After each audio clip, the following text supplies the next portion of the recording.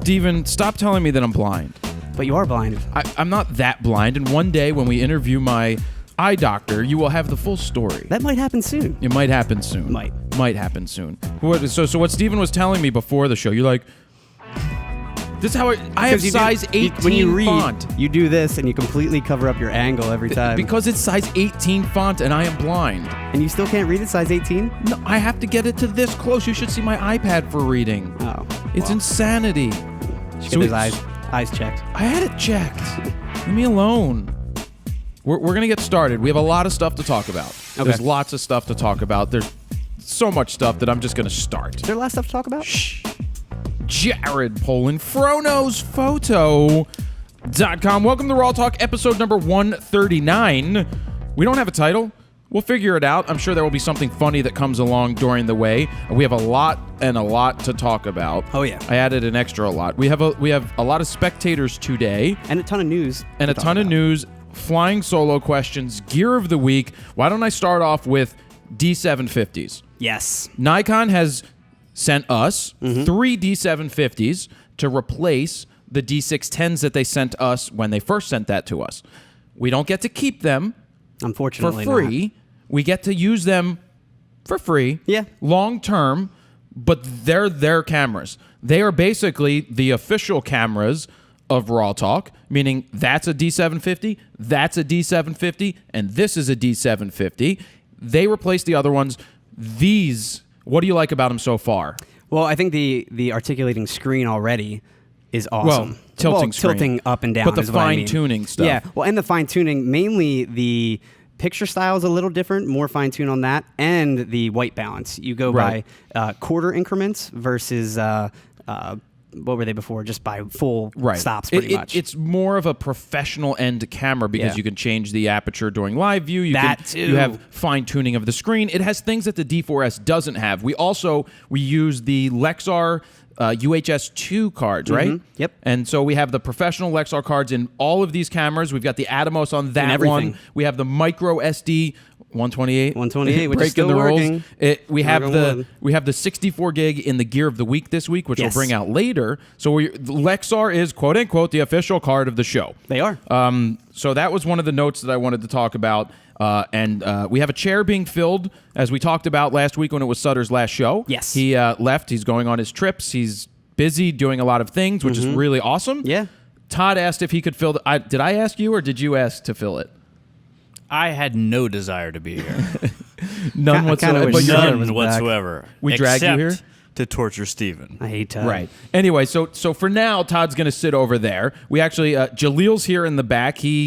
I don't know, I invited Jalil to hang out, and then Joe responded on Facebook when we're like, we want somebody to help us out. Yeah. Somebody to assist and learn. And so he'll sit back there in the dark where nobody can see him right now until he works switches cameras. You'll see him then. Oh yeah, you may see him switching cameras. That's okay. I own his likeness. There you go. I don't own his likeness. Just don't look at me in the eyes. Never look Todd in the eyes. Never. Never. So awesome news came out yesterday. Has nothing to do with photography, but I'll tie it into photography. What? Pizzeria Bedia has been crowned by Bon Appetit magazine as the best pizza in America. Now, of course, that's a subjective thing. You may think that other pizza... I love Joe's Pizza. It's just I'm sure it's down to one person's opinion who runs the Bon Appetit or whatever. It was one guy who's eaten a lot of pizza around the world. It is great pizza, but has he eaten every single slice in the entire not United everything. States? I'm not going to ask Todd what he thinks about the pizza. Why? You liked it though, right? Oh, I think it's great. Yeah, I think it's great. So to tie it into photography, we did the 5-minute portrait with Joe at his store. I've been getting tweets and posts on Facebook from people all over the world going, oh my God, did you see this? And so Joe was open again for the first time yesterday, which was Wednesday. Crazy? Well, line out the door? He texted me and he's like, we sold out in 20 minutes. So he only makes a certain amount of pizzas 40 pizzas each night. He's got to hire more, man. No, he doesn't. Why? Because he can't be pretentious then.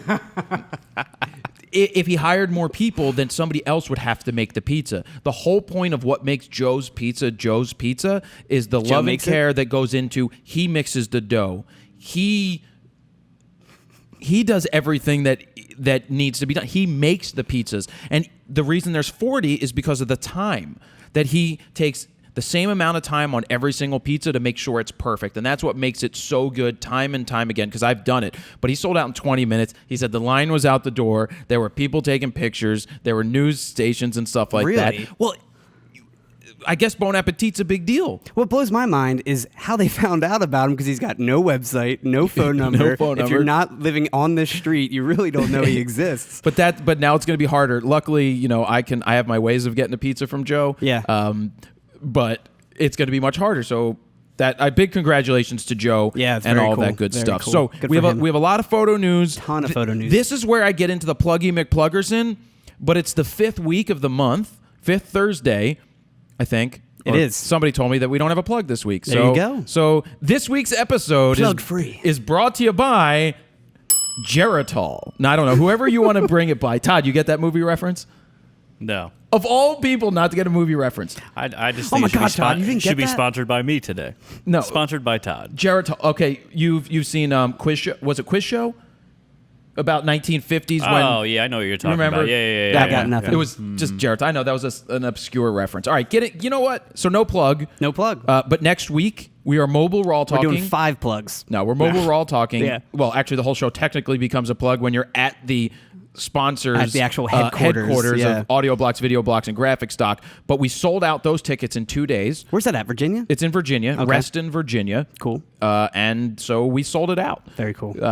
Yeah, that's that. News? Yeah, news. Let's see.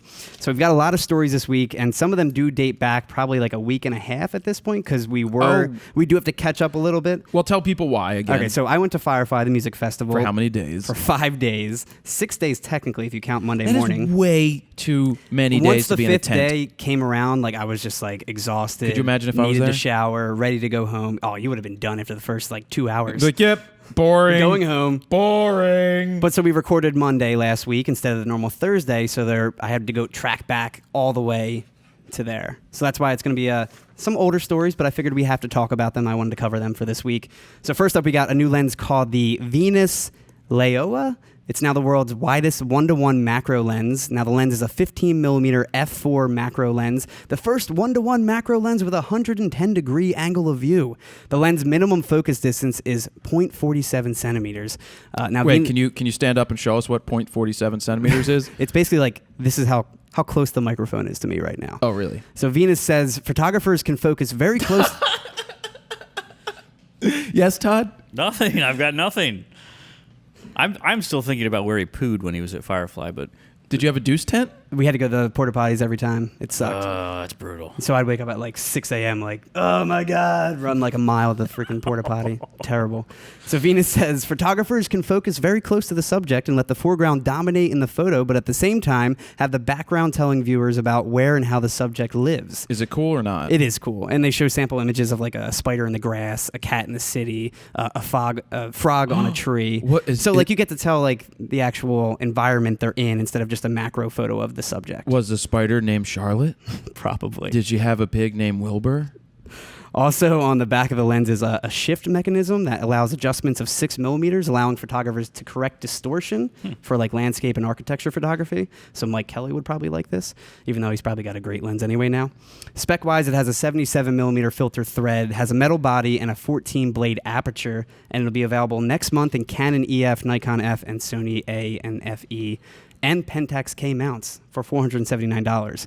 Now, there's sample video of it in action along with pictures. It's over on the website, which is FroKnowsPhoto.com/RAWtalk-139. There you go. But it's a cool lens. This is my voice. And it's not too bad. $479 is not the worst. No, it's not but the cheapest. Is it autofocus? It's not autofocus. Right. Manual. It's macro. Manual. Yeah. Well, with macro, manual focus isn't that bad. You're typically able if you're to get using it. the macro feature. Yeah. You're typically, and it could be good for video. Yeah. There you go. A group photo featuring Vincent van Gogh in it is considered to be what? Did he have an ear or no ear? He had an ear, I believe. It's right at the front though. You can't really tell directly on. So it's considered to be the first ever photo of him after he became an artist and went up for auction this past week. The photograph, which measures just 8.8 by 11.9 centimeters, so it's super tiny, dates back to 1887 and features Van Gogh at a round table with 5 other people. Now, the image was discovered by 2 individuals who had purchased it at an estate sale. It was then brought to French photo expert Serge Planterou's attention. He and several of his photo expert friends began investigating the photo, which was mounted on a piece of black cardboard. Things they looked at include the photograph's creation process, the identity of every man seen in the shot, the time and place of the photo, and the photographer behind the shot. Now, according to the auction listing, the photo is by Jules Antoine and was initially estimated to sell for around $136,000 to $170,000. I don't understand for why just a little picture. I don't understand that. To me, it's collectors, it's man. a photograph. You know, who's going to buy it? Now, Chad Kroger? Exactly. The auction didn't meet its reserve price of $136,000, since some experts are now disputing the fact that it is Van Gogh. However, negotiations have been taking place with a collector in Manhattan, apparently. Now, the photo was sent to the Van Gogh Museum in Amsterdam for their opinion. The museum's photograph expert was clear. It cannot be the painter because it simply does not look like him. Also, well, gee, wait, hold on. It doesn't look like him. Hold on. It's not him. Hey, this is how it went. Hey guys, can you send us the picture that you think is Vincent Van Gogh? Okay, sure, buddy. And they send it, and then they get it, and they go, nope, doesn't look like him. That's my scientific discovery right there. Nope, he has an ear.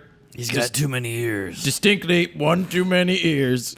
Now, also, Van Gogh hated photography as a medium and refused to be photographed, hence why there's really no photos really of him at all. He's like, if you take my picture, I'm going to cut my ear off. Actually, the only photos of him, as a side note, the only confirmed photographs of Van Gogh show the painter as a child, plus one of him as an adult, but sitting and shot from behind. So there's nothing in the front. He was a paint hipster. No photos allowed. Exactly. DxO Labs unveiled a camera specifically for smartphone photography, or more for iPhone photography. Yes. Called the DxO-1. Now, the pocket-sized camera is a 20.2 megapixel sensor that attaches to your iOS device via Lightning connector. Now, spec-wise, this thing is only about 2.5 inches tall and weighs just 3.8 ounces. It has a 1-inch CMOS BSI sensor. It's the same sensor as the Nikon 1 mirrorless cameras. And it has a 32mm equivalent f1.8 lens. It also has a tiltable body that can swivel in each direction 60 degrees. It looks connected. Like if you want to get a visual, Google Nikon 950. Yeah. The original Nikon N50 was a body that rotated. The lens rotated like this. It was cool. You can pick them up for like $20 right now, not working. Okay. But that's what it reminded me of, because then you can rotate it.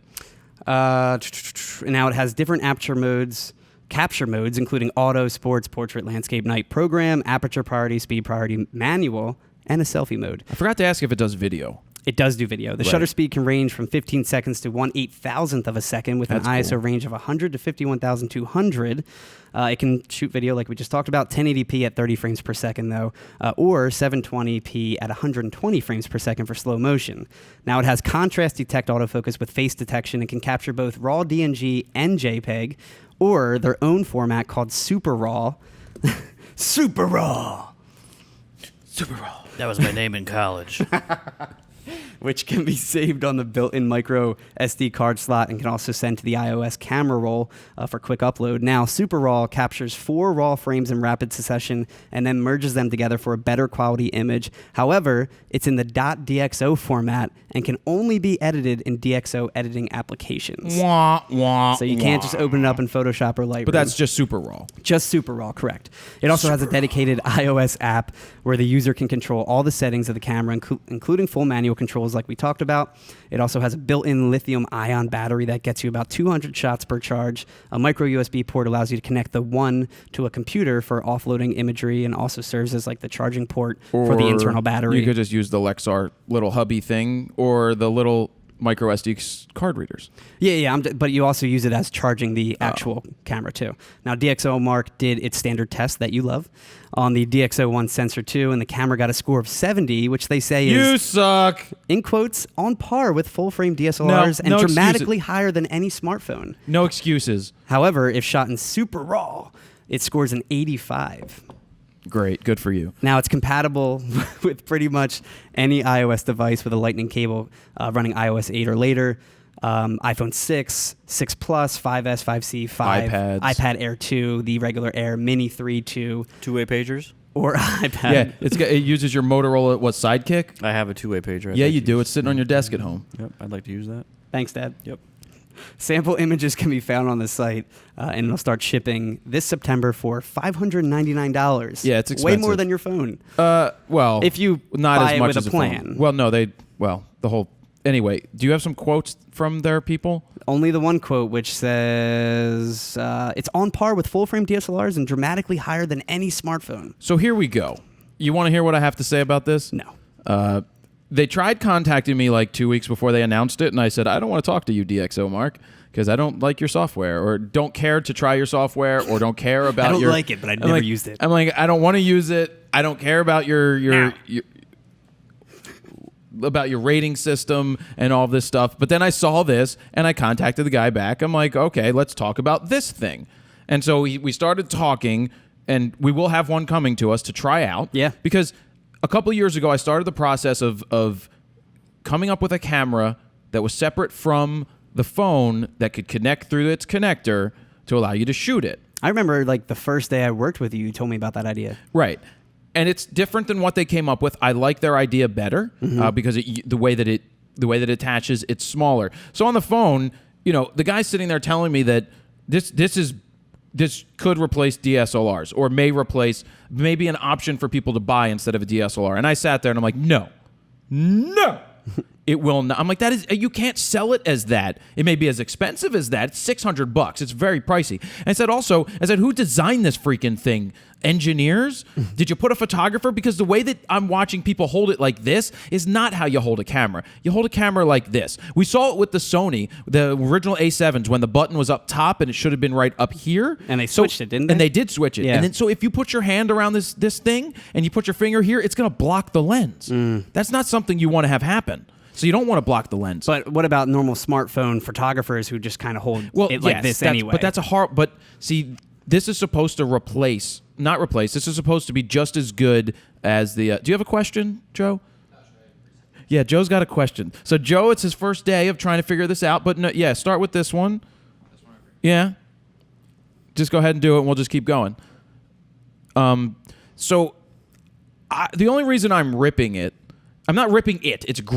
I love the idea of having a companion to carry around. I am a person who doesn't carry my DSLR around all the time. But if I had a 2-inch by whatever thing that I kept in my pocket... Don't you already? If I had something like that to keep in my pocket, I would be more apt to carry that around. And single. I would be more, I would carry that around. Yeah. Right? Because I wanted to that would give me better results than a than my cell phone. Yeah. That's what I'm interested in. So I think it's a first generation. I wanted to price mine at $199 when I had it. Well, we wanted to target it. I said, if it's more than $199, you can't sell it. That's my only issue is $600 for this thing is, to me, a little pricey. Well, $600 when I just had a special gift show up today of that Sony A6000. I looked that up. That's like, what, $599? That's what I'm saying. I think I'd rather Julio? buy a pretty advanced point and shoot at that point. Right. So I like the concept. Yeah. I'm going to rip on certain things about it, but I can't wait to use it because it's something that I would want to carry around instead of shooting with my cell phone. I agree. Bigger sensor, small package. And the sample images really look pretty similar. Yeah, I know, Todd. I know. Go ahead, Steven. But yeah, the sample images can be found on the website. Again, all that kind of stuff. Now, Samsung is helping to make roads safer with their new safety truck, they're calling it. The semi-trailer truck features a front camera and a huge rear live view display that showcases what the front camera is seeing to the drivers behind the truck. So it's almost like the truck isn't there? Kind of, actually. Yeah, but it's not taking up the entire truck. It's more just taking up like a quarter of the truck. There's 4 panels. And it makes up one giant screen. So it's like... if it was the entire truck and it looked like invisible, that would be pretty dangerous. Do you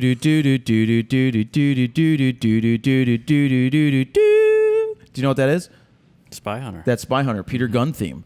Because you used to drive into the back of the truck. Be better for like Michael Knight, so you couldn't Well, see I the- couldn't That's think of what I I was couldn't think of the thinking. Knight Rider Yeah. theme. Knight Rider's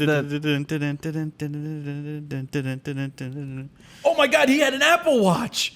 Kit, bring me my car. I can't see it. I can't see the truck. Where are we? I can't see the truck. God damn it. So yeah, again, it showcases what the front camera's seeing. Now, this allows drivers to know when it's safe to pass the truck, obviously. Now, the front camera is wireless, and the back display, like I said, is a 4-screen outdoor-ready display. It also has a night vision mode for driving in the dark. Now, Samsung tested prototypes in Argentina, a country with hundreds of one-lane roads, but they're not officially being used on the road just yet. And in the promotional video they released for the truck, they say an average of one person in Argentina dies every hour to a traffic accident, and many of those deaths are caused by reckless passing on the country's roads, passing trucks especially. Now, the company is now working with governments to do more tests of the system and get official clearance for public roads.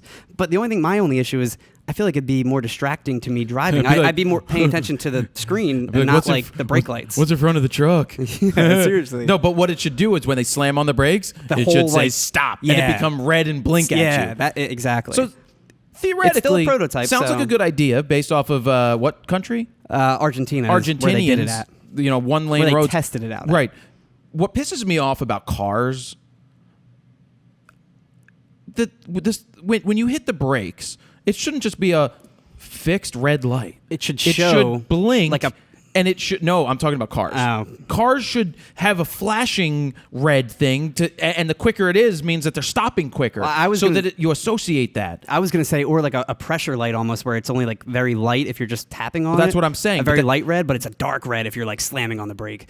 Well, but it would have to blink. It's very similar. Yeah, it would have to like blink quicker and then solid when they slam on the brake or they're completely stopped. Yeah. I also don't understand how some cars have red turning signals and others have yellow. Yeah. Why would you have the same color turning signal? And this is a photo podcast, damn it.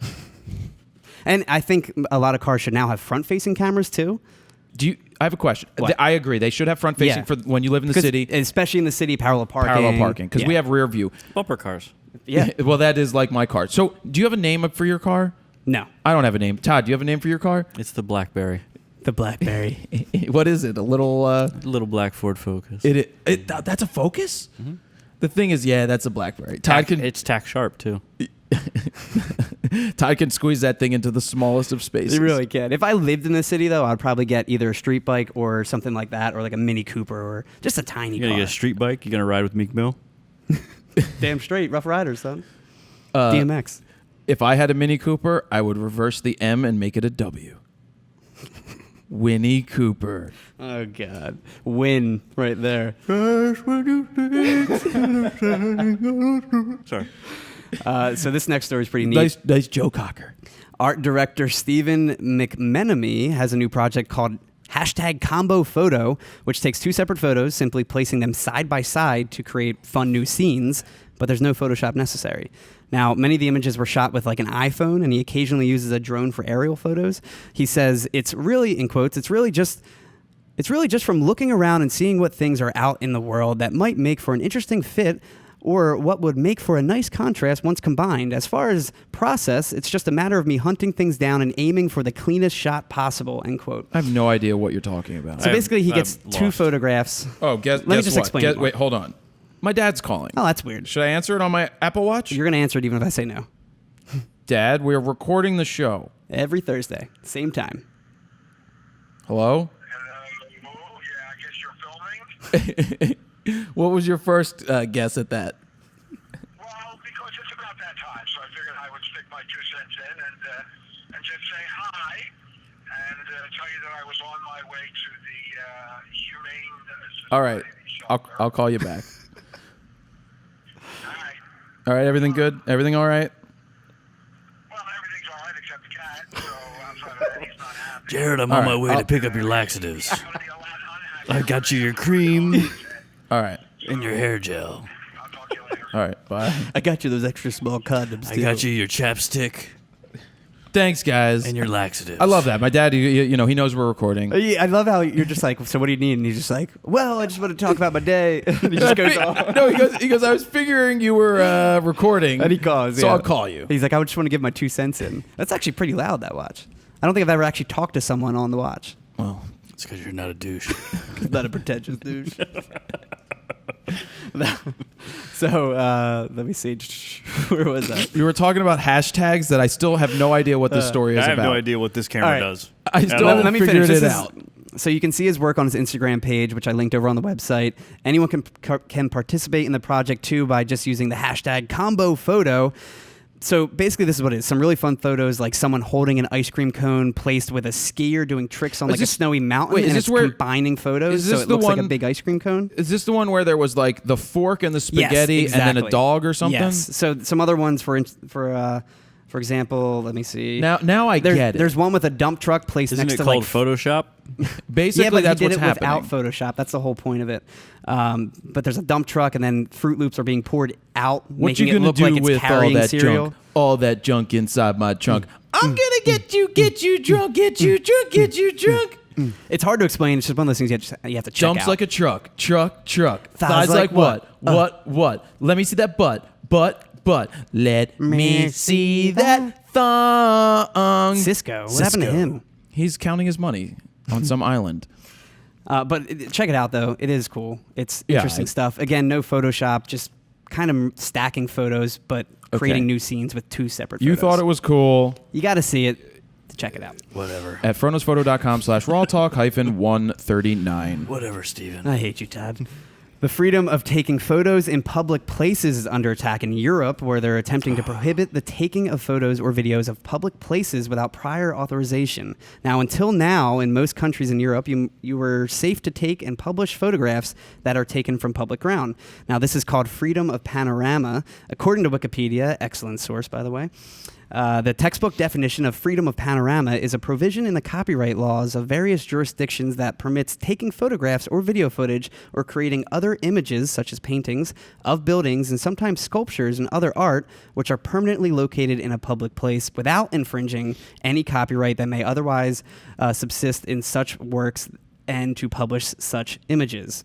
Now, on June 16th, this past week, 2015, the Legal Affairs Committee of the European Parliament added an amendment to a copyright reform report that states the following, in quotes, considers that the commercial use of photographs, video footage, or other images of works which are permanently located in physical public places should always be subject to prior authorization from the authors or any proxy acting for them, end quote. Is that for professionals or everybody? I think that's for everyone. Now, the full European Parliament will reportedly be voting on the reform on July 9th. Where's my wig? Where's my white wig?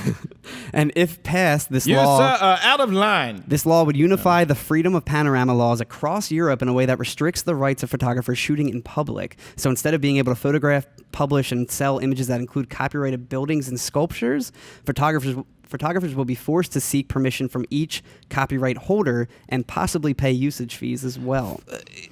So instead of bringing the freedom of panorama to the few countries that don't know such a law yet, it would take it away from all those who do. This is absolute and utter bullshit. If I had to go out there and say this, why does it matter? Exactly. Like, go take a... Obviously, wait, the U.S. don't doesn't you- practice this. Not yet. Don't you have other things to worry about? What, you want the police, the bobbies, to start worrying about people taking... Excuse me, are you taking a picture of the London Bridge? Hey, buddy. Sir. That's not your London Bridge. Did you get the Queen's permission? You know, it's just like... That's what it is, What- yeah. Is that what they're talking about? All public? All like- public buildings, sculptures, I everything. mean, I got to look at it from the angle of, all right, I shoot out in front of a business out front of here, and I show them prominently in my video. You probably need to get a location release For to show commercial. that It's for commercial For stuff. commercial use. Yeah. But like- Understandable but like- fully but for like- commercial but use. like the Independence Hall, like that's a public Yep. space. But even for non-commercial use, I believe it's for... Right, I believe it's but for, that's what I'm saying. I understand it for commercial use because it's for Yeah. profit. It's for commercial ability. Makes sense. Like that's They good. wanna cut but of to that, say whatever. that everyday people just going and taking a picture of the London Eye, you know, that you can't do that anymore because you need to get the owner's permission to publish that. One, good luck trying to go after people posting that on social media all day long. Exactly. And two, why are you worrying about it? Because they were bringing up the fact that tourists are going to go there and not realize that that law takes place. Take and pictures what are you going to do? Arrest them? Right? Yeah. What are you going to arrest? A guy that wears a yellow shirt with khakis and a fanny pack, and he's just out there with his 2 kids, a boy and a girl. He's got a wife, and he's out there with his tight pants, and he's just like, support my family. Now, photographers can help to preserve the freedom of panorama in Europe by contacting members of the European Parliament and voicing their opinions, or you can sign the online petition, which currently has over 17,000 supporters. That's it? That's it. Well, I believe they're asking for 25,000 supporters. What's the phone number? There's no phone number. What is it? 11 dash... Plus 44? Oh, it's plus 44. Plus 44. I only know that because Mark Hoppus has a band that's called Plus 44. Right. Yeah. Mark Hoppus. Introducing the world's first quadcopter drone camera tank. It's called the Be Unstoppable. This thing's kind of cool looking, though. Unstoppable. Be unstoppable. Jock Jams, 1997. Now, the hybrid drone is currently the face of a new Kickstarter, which combines both the qualities of a freaking tank, having caterpillar tracks that allow it to move on rough terrains, and the qualities of a drone being able to fly, basically a flying tank. Now, the tension... No, it's called a flank. A flank. Now, the tension of the treads can be changed via 2 flexing mechanical arms, and if the object is too high to drive over, you can just fly over it. They have with the whole tank? With the whole, it's basically like a drone that has these caterpillar treads. Treads, yeah, exactly. It's really stupid. Now, to be honest with you, I'd be curious to see how it stabilizes between land and air. There's sample video of it, and it actually looks pretty good. It's driving, and all of a sudden, it just takes off. But I will say, I'll get into it in a second. The video is shit. It's really bad. The camera is the video quality? Video quality, yeah. Did you say the S word? I did. Did you say the P word? Now, they have sample videos of it. it. They have sample videos of it in action, and this thing drives over everything, like some serious rough terrains. They have it on on like broken streets and cars. Will it ride over cars? You said everything. Cars, completely giant cars, Ants. just rolling right over it. boulders. Battery life isn't the best, though, with only 9 minutes of flight time or 18 minutes of driving time with a 900 milliamp battery pack. Now, a 2.4 gigahertz transmitter is included, which allows you to switch easily back and forth between tank and quadcopter mode. It weighs just 3 ounces, so it's crazy light, and it's pretty small in general. It's only probably this big. So it's not a huge drone like a DJI or Inspire or something like that.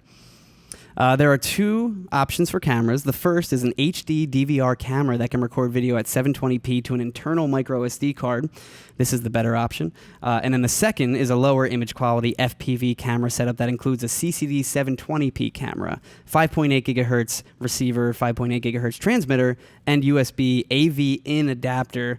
Now, the cameras are terrible, especially this one. Next. Let me finish. It has front and back lights, too, that allows for night flying, as well as indicating low battery level.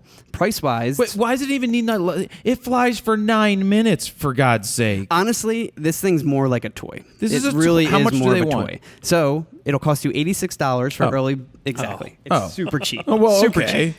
Early bird adopters... Why didn't you say so? I'm getting there. Let me freaking talk. Why didn't you say so, Todd? You know what put that's... He-Man on that and let him drive and then You know fly. what that's from? Well, why didn't you say so? Emerald Gate, Emerald Doors. You remember the guy that puts his head through the hole in Wizard of Oz? Wizard of Oz? Well, why didn't you say so? So for a Be Unstoppable unit with transmitter and charger, it's $86. All right, I take it back. You can get a camera set up like the HD DVR camera model for $124. And finally, at $140, you can pick up the unit with the FPV camera system for real-time transmissions. Currently, it's raised $43,000 at the time of this recording, with its overall goal being about $77,000. It still has about 2.5 weeks to go, too, so they're a little more than halfway. Not bad. Now, if it's a tank and it fired some guns and it was like a game where you bought 2 of them and you challenged people to war, then you might have something going for you. Yeah. If not, because then it's good enough, like, I'll buy 3 of them for $86. Exactly. And then we could have war. Yeah. It's one of those things you just buy just to mess around with. I wouldn't actually ever use it for a video production or something like that. No. I mean, you could use it for one shot, but it comes down to the quality of the video. The sample video is on the website for you guys to check out, but It's really bad. Like, All right. take an iPhone and dumb it down 1,000,000 times, and that's what the video looks like, especially the FPV video. And you can't attach another camera to it. Not yet. I mean, you can probably just put your own camera and rig it up yourself, but there's no other options currently. Copy that. Now, B is planning to begin production of their drones by this September with a shipping date of October. And yeah, so we'll see if it passes its Kickstarter goal.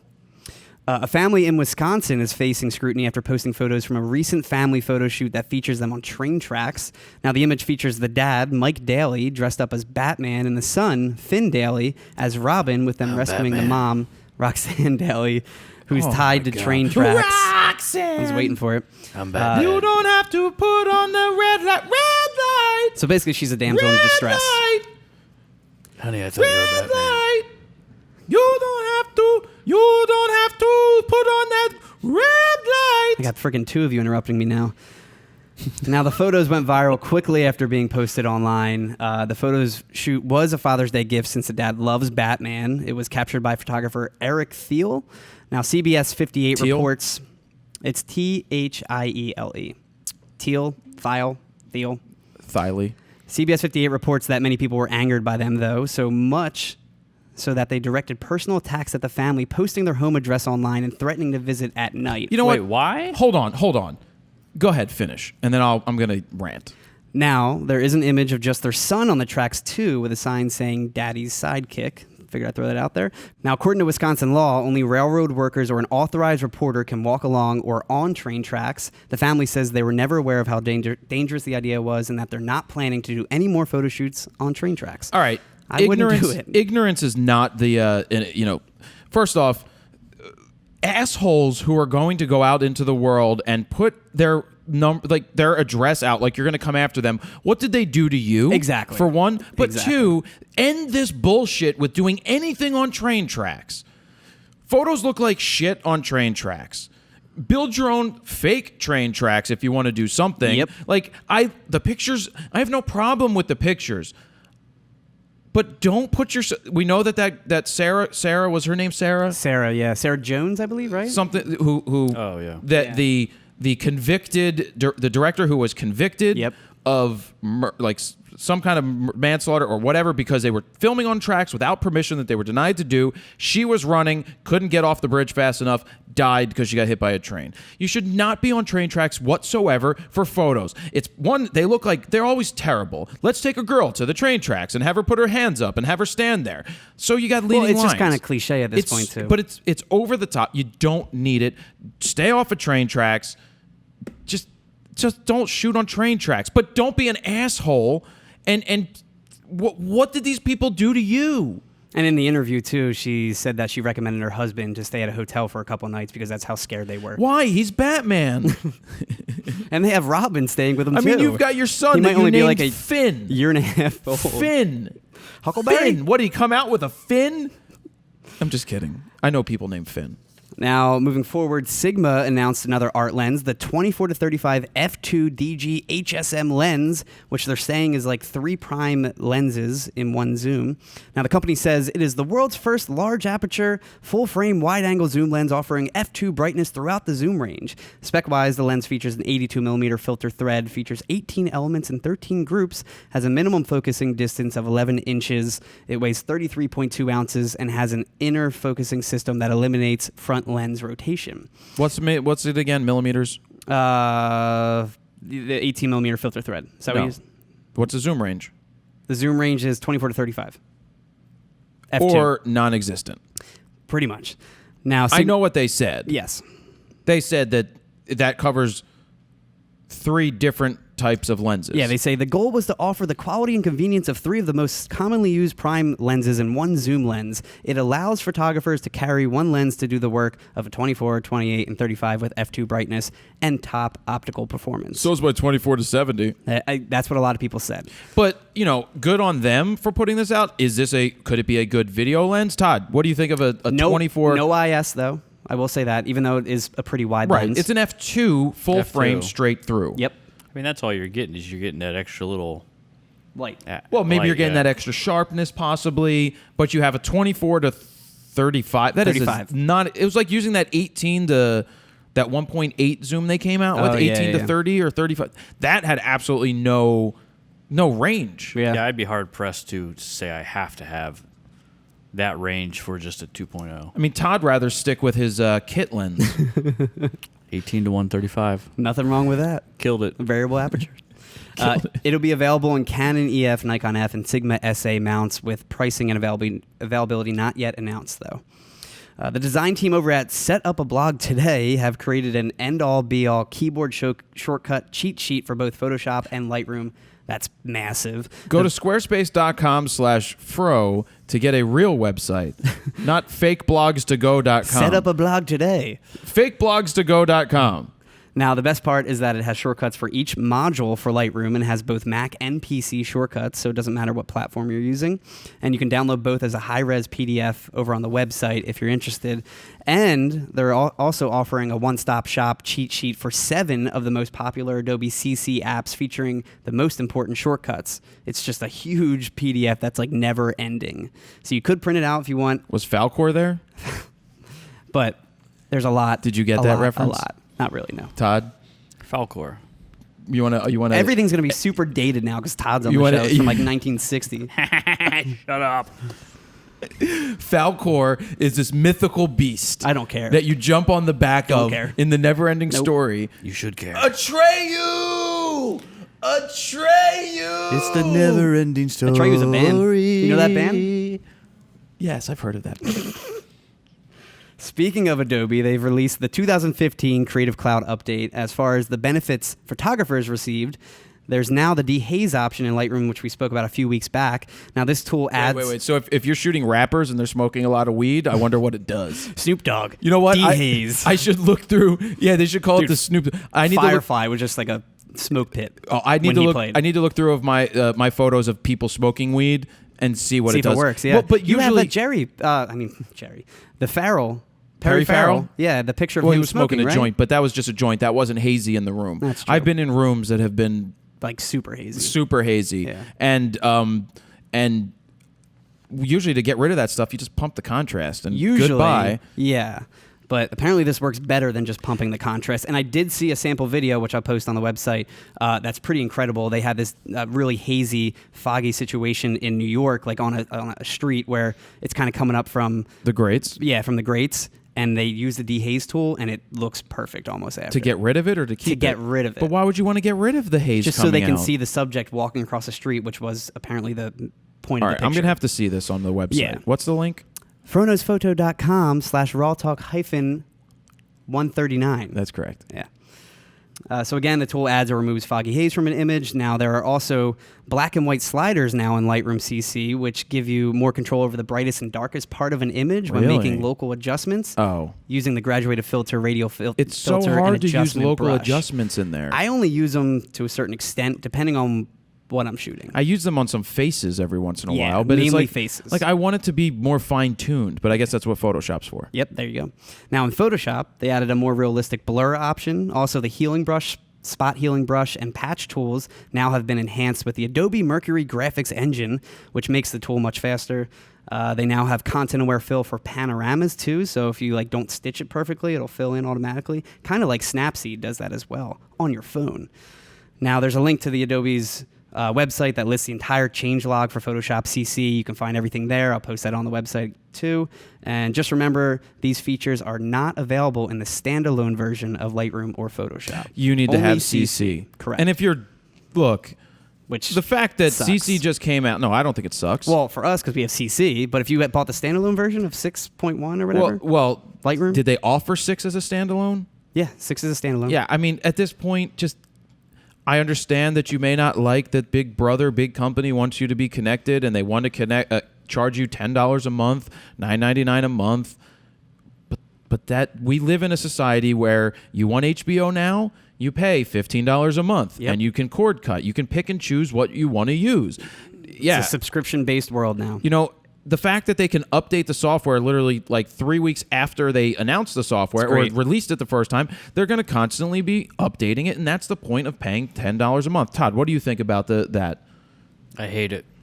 What do you really think about it? No, I still refuse to upgrade from Premiere? Premiere 6.0. What are you on Premiere Pro, like 4? 6. No, 6, but there's really not much of a jump it's like 5. They haven't shown me that I absolutely have to switch yet. Yeah. There's really not much of a change at all. And you're cheap.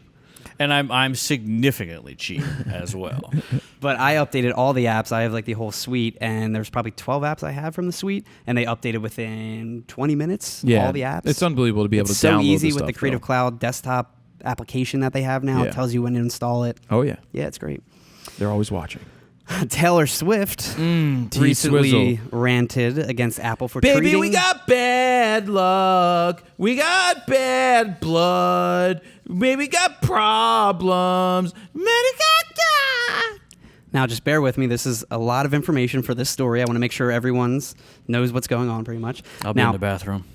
They ranted against Apple. She ranted against Apple for treating artists unfairly, giving reasons for refusing to allow her new album 1989 to be included on their forthcoming Apple Music streaming service, while photographer Jason Sheldon fired back, accusing her of being a hypocrite by accusing Apple of treating artists unfairly while herself handing out lengthy contracts for concert photographers to sign.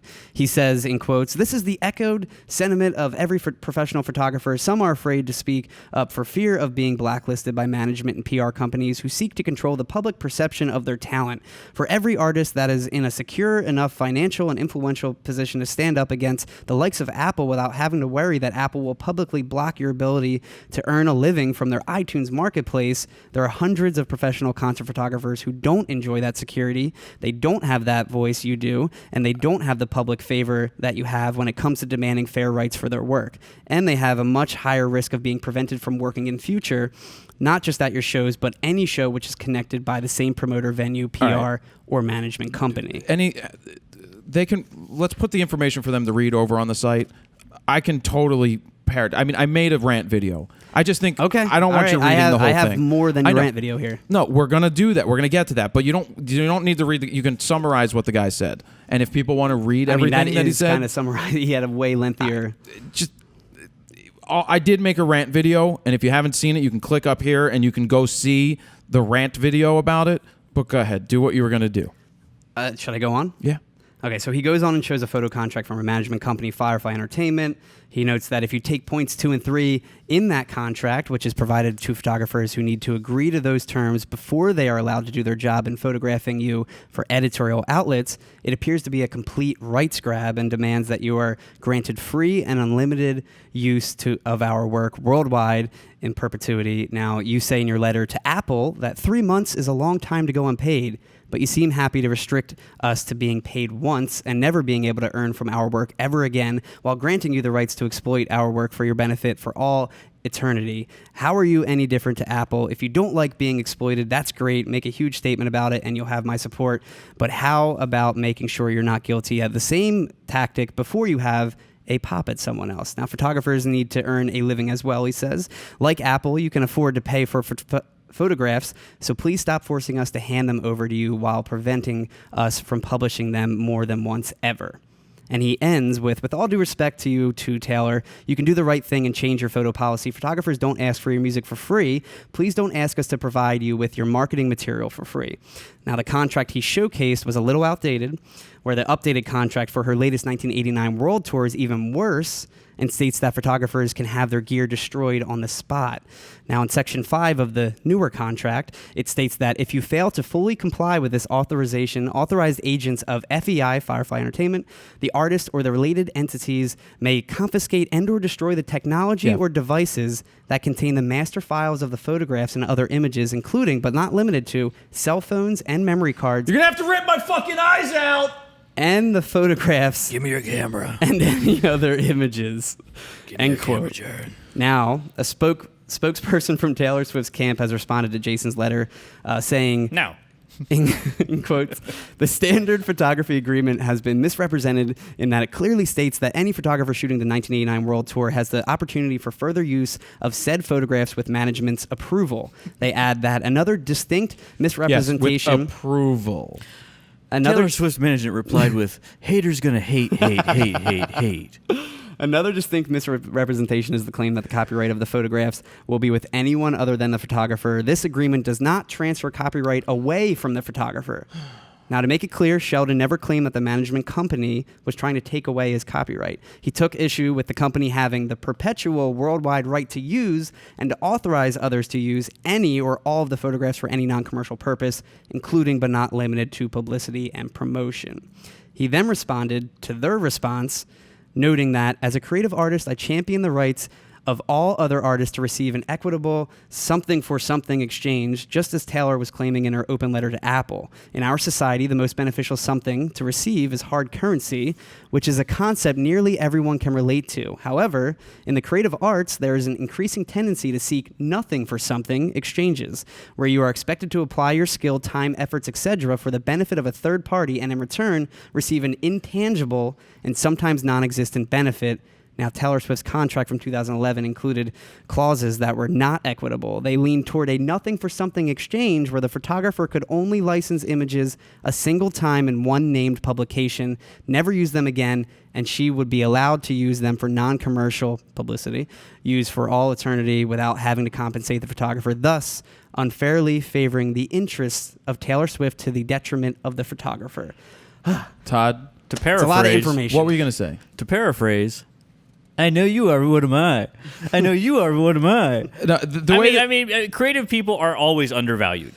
Always undervalued Exactly. until you're not, and then you are a bully. when it's mutually beneficial. Look, the Taylor Swift's people. When I made my rant video, I sat there and I said, I'm going to give her the benefit of the doubt personally and say that she has nothing to do with this Nothing. bullshit Probably contract. not. She Never doesn't even seen know. it, I bet. She doesn't know that this exists. She doesn't know that this is going on. So them responding back saying that Sheldon missed the point, that it's a rights grab, they glossed over the fact that, no, it's not a rights grab. Nobody said that we're giving you, like, you're taking the rights, but you're saying that we have the rights to do whatever we want to do with your pictures. Yep.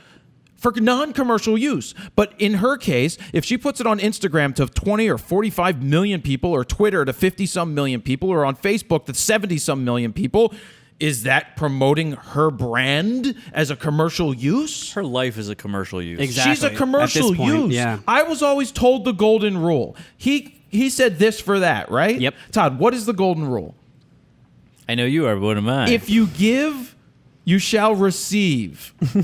That was taught to me at a very young age. I thought it was put down the seat was the golden rule. That's for golden showers. No, so like this is absolutely asinine. The fact that they think that they can. One, the secondary contract is even harsher than the first, where it says is. that Firefly will send an adversary. Yep. What was the word? A drone. I'll send It's a like drone 3 to your pages house. Oh, they said that they would send somebody. Somebody, yeah. Somebody will come out to you. So if I'm shooting, I'm Batman. But Give me see, your first camera. off, when these contracts, I get faced with these, I start drawing lines through everything and don't sign them. I draw the line through what I like, and then I sign it, and I give it back to the PR person who doesn't look at it, who doesn't give it back to their people till after the show, and I already did my job. My job. My yob? Yeah, so It's more of a scare tactic. it is a scare tactic, but I wouldn't sign this to if they asked me, because they're not forcing you to sign anything. You have the choice not to shoot the 1989 tour. You do. So I wouldn't sign it. So I would draw lines through it. Now, keep in mind, you're a little different where you're probably shooting for your own sake, for your website, where a lot of people are like sent out for a job and they can't really just not sign it and not do the job. Yeah, it's a little different. But they're usually sent out for the job. I mean, it's just they can't just scratch out whatever they want, I feel like, because they have to shoot that show for but the you job. don't have. But see, the people sending them, the shitty blogs and the magazines, need to start to understand that, you know what? No, we're not going to shoot your show. We're not going to do this. We're not going to give you these images and this publicity if you're not going to give our photography. But it's Taylor part of Swift. it. They're going to want to cover it. No, I get it. I get it. But people should not sign these documents. Now, you do have the one-time use, and they did say that you could ask them for permission to use it in other things. Would they ever grant it to you? No, probably not. Not without compensation and all this bullshit. Yeah. But the fact that they say, one, that they can take your cards, which was the first contract, and two, that they're going to come after you and break your gear. Fuck you. That's ridiculous. I'm going home. I have a blank space for you. Look at this photograph. Look at and this we're going to have photograph. bad blood. We now have bad blood. But Taylor, like I said, I'm single. If you'd like to call me, maybe. My number is not blinking on the screen right now. Contact me through the Celebrity Network. which I just made up. Yeah, I love that. They may confiscate and or destroy the technology or devices that contain the master files or photographs. Good luck trying to see memory card. Let me destroy you. Let me take your camera and smash. We should. You know what we should do? 20,000 phones in the audience. Right. Seriously. Yeah. Yeah. See, it's shit like that. They're gonna take people in the crowd are most likely taking shitty photos because that's just what happens. It's not a play on the photographer. Well, it's partly a play on the people taking the pictures, but still, we should do a spoof of this. That would be good. Now only a couple Todd can more. play the guy in the suit. Give me your camera. Give me your camera now. No. Give me your camera. Or else what? You took an unauthorized picture of T-Swizzy. A couple more stories. The Associated Press released an image of presidential candidate Ted Cruz. I wouldn't even call him a presidential candidate. He's a candidate to suck. Now, where a gun image on a poster. Whoa. What? What, are you a Ted Cruz fan? All right. Let's not have Without women have getting rights. into politics. Ted Cruz took a picture of Ted Cruz where a gun image on a poster in the I thought you said background Tom Cruise. appears to be pointing at his head. He's my favorite. Appears to be pointing at his head? It is pointing at his head. It's pointing at his head. Now, AP photographer Charlie Nybergall took the image, and his photo editor chose to release that specific one. Now, AP Media Relations Director Paul Colford responded to accusations of bias by saying that there wasn't any evil intent behind the photos. He says, in quotes, presidential candidate Ted Cruz was shown in a series of 14 photos taken by an AP photographer at a Celebrate the Second Amendment event Saturday afternoon, held at a shooting range in Johnston, Iowa. He says 5 of the photos published by AP included images of guns seen on a wall in the background so that it appeared a pistol was pointed at Senator Cruz's head. Great photojournalism. He ends with the images were not intended to portray Senator Cruz in a negative light. I mean, you're at a gun range. Does that by himself. There's pictures of guns on the wall. Look, any picture of Ted Cruz could be seen as what was the line that you were just using? Negative light. Negative light. Any picture of him is negative light because then he opens his mouth and then the negative light spews out of it. Zookeepers are recreating Chris Pratt's iconic pose in Jurassic World. That whole when he's around raptors at various zoos around the country. The initial image from the film show Pratt. The initial image shows Pratt taming 3 raptors with his hands out, while the parody images posted on Instagram with the hashtag Jurassic Zoo shows zookeepers doing the same, but with their animals like walruses, camels, zebras, rhinos, and much more. Pratt later tweeted that the trend is absolutely awesome. You guys can check them out on the website. It's pretty funny, though. There's little chickens, and they're doing this pose, trying to act like there's velociraptors around them. I can tell you love it. Ted Cruz. I can tell you're very happy about That's it. how I train Steven when we're out shooting. Right there, buddy. Right there. Steven. You like when Todd's sitting there, don't I hate you? when Todd's Stay, sitting here. Steven, stay. That's it for photo news. Long-ass photo news today. About time. Great job. One other thing that I have to add to photo news is from the Stanley Cup. The final game, there was somebody that did a gigapan of the stands, and you can go onto the website. Can you maybe you can embed this or put the link I'll put there? it on there. And it's the quality of the gigapan where you zoom in and you can see people across the way. Now, what you have to keep in mind is that some people are on their phones or they're not paying attention because you have to remember that some of the pictures are taken when games aren't being played because it has to move all the way across the stadium. So what happens if someone's in the middle edge of one frame? I didn't notice that yet. I didn't look that when close. people are moving in between. Yeah. They either may blur or it just looks awesome. Cool. It's just really a great job. Gigapan's a cool thing. I don't even know if they're in It's business just a pain in the anymore. ass to actually do. It is. Yeah. All right. So what do we do now? Is this where we do flying solo This part? is where we do flying solo part. All right, Do you have can a I- lot today? Yeah. Can I pee first? No. I'm gonna go pee. Pee break. Pee break. Todd, you feel better? I do. I had photo news too, but you guys didn't ask me. Well, what photo news did you have? I have a new picture that Jared took of me from the Mr. Wives shoot. What's your Instagram? Oh, I am Todd Wolf. Not I am Todd Wolf. Just I am Just Todd Wolf. I am Todd Wolf. At but I am Todd Wolf. But not with the just. Just I am, but not just. Yeah, I haven't released those photos from the Mr. Wives thing yet. I actually have the photo books. They're here. The photo books look unbelievable. Oh, great. I mean, they are from Adorama Pics, but I will say that they look so freaking sharp. I'll also say that the last metal prints that I got, I'm not too happy with them. Well, you also got one in each type of metal print, right? I ordered the metal prints to test out the different types. What the star photos look great. It's just that I don't know why it doesn't look super sharp. It looks a little compressed. It just doesn't look, and I have to call them to be like, why like when I get the really big ones, they look fine. I just wonder they compress it down maybe for that size But that you got. 'Cause why would it only, matter? It shouldn't, You know? but that's the only thing Because I can think upload of. a file that's large enough that puts it in at 8x12 is what I ordered. So And I think we both liked the glossy one, right? The best. the glossy, but what would look good would be the glossy metallic. Yeah, for the star. If you had light shining on it all the time. Yeah. Then it would look awesome. What was it? NAB or Photo Plus or something, where we saw all the pictures on the wall lit. That just looked Canon awesome. booth. The Canon booth Yeah. at NAB, right? Yeah, NAB. It was something like Canon where they actually We thought they were just glowing from behind. No, but that's there right. was They had spotlights. reflective light. They had light from the front. Yeah. They looked really awesome. cool. Yeah. All right, so let's get into the what is this called? Flying solo because It's been a while. well, it has been a couple weeks. Yeah. Which is what we try to do and split up the interviews that go in there. I will try to get through these quicker to be good. Sounds good. All right, we got Igor Rose, not Edgar. Igor Rose. There's been countless times when I go out shooting in public where an individual not a part of anything I'm shooting accuses me of taking their photograph. They usually get in my face and try to seem as intimidating as possible. Even after I prove to them I have no photos of them on my DSLR. Why you taking my picture, bro? How would you go about dealing with strangers in this sort of situation? The answer to this is you never make freaking eye contact. Even if you're shooting that person sitting over there, you don't make eye contact because if oh no, I'm looking past. No, I wasn't shooting you.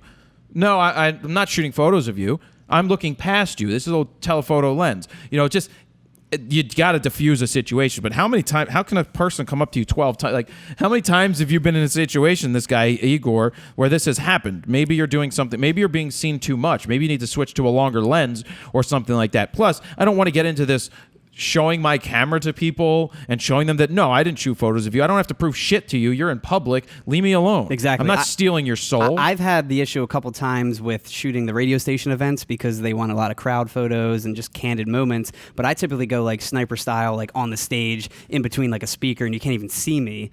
And I'll just fire off at the crowd. But I've had times where I've been in the crowd and they've come up to me like, did you take my picture? What are you doing? Blah, blah, blah. Who's this for? I'm like, dude, it's for the radio station. Also, calm down. You're at our free event. On the tickets and everything. Says it in the venue. It says you will be photographed. It says you possibly will be photographed. Yep. So you basically are getting Taylor Swift. I own your rights to your images. Yep. I'm not taking a picture of you. I'm taking a picture of your girlfriend. That's usually what happens. All right, Igor. Liz Sauerbum. Oh, shit. I screwed it up. Liz Sauerbrunn. Are they phonetically spelling their name again? Some people are, but Liz didn't. Sauerbrunn. Sauerbrunn.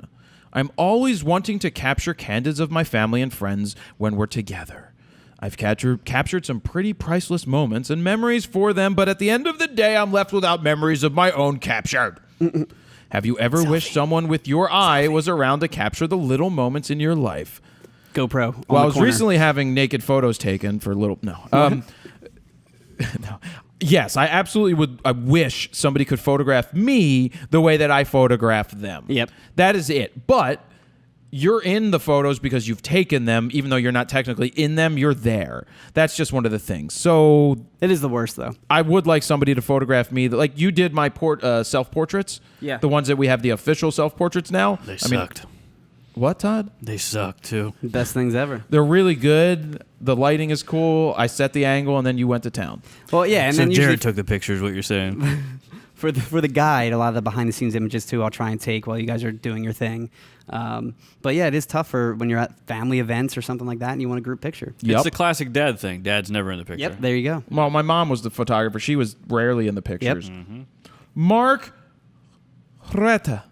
Huerta. Huerta.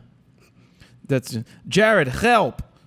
Help, I'm losing my mind trying to photograph my 2-year-old son, super active grandson. I've tried a multitude of settings, but more than not get fuzzy pictures. I have a D610 and use several lenses. What settings should I be shooting with? Thanks. All right, Mark, I'm answering this because it's a situational question and it's not about gear. It's just more about what you're doing wrong shooting your super active grandson who looks to be about 2 years old, somewhere in and or around 2.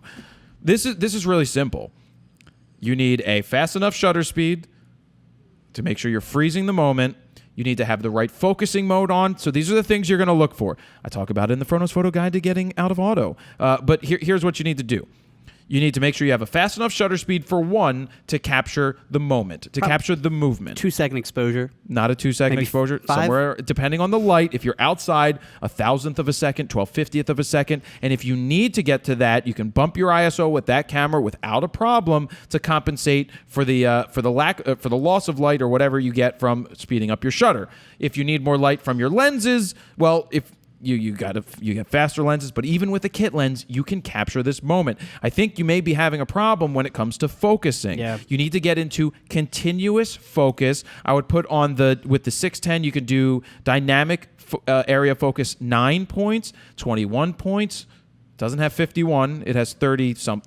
39, I think, and you can then do the 3D, which will track the subject for you. I'm not a big fan of that in case it tracks his foot and not his face, but that will help you do it. It comes down to a combination of focus and shutter speed, and you should be good to go. Good? Boom. Darren Miller. With constantly creating quality content and the energy that the Fro machine, in quotes, must take for all three of you, what things do you guys do to detach yourself in order to rejuvenate and bring balance to your lives outside of photography? Don't answer Jared's phone calls. I'm guessing the photographers don't always practice self-care and wonder what can the working professional can do to keep the inspiration there as well as equilibrium to their what a run-on sentence. Thanks, Fro. So Todd likes video games, right? I do. So where can they find you if they want to yell at you during? Oh, if they want to play video games with me on PlayStation? Yeah, you want to give that? My PlayStation name is iTodd. iTodd? ITOD. Wait a second. Do you play iJustine? Sometimes. She has a name. I don't know what it is. I don't know what it is either, but I heard her say it once when we were at a play a lot of conference. Destiny. That's what I play. So what do you play? Destiny. So if you want to play iTodd on the PSN network, right? Yes, sir. All right. I don't play video games because Todd, are you editing the guide? Yes. Yes, I'm editing. Yes, I'm at level 42. I mean, I'm almost done. It's either that or something else. Pornhub.com. Yeah. So for me, I work out, wiggity wiggity wiggity whack, And he obsesses.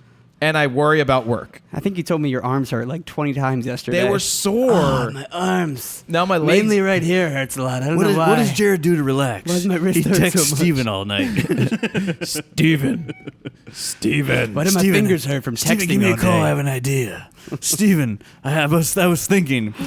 So Worst thing I hear every day. Todd, I was thinking. Yep. Oh, God. I do send a lot of messages where I was thinking because I come up with ideas. a lot of no subject emails. A lot of no- no subject emails are the best. Do you want me to start? Did you putting read my email? Nope. It said no subject. I didn't know what it was about. Do you want me to start putting subjects Just into it? something. Something. Read me.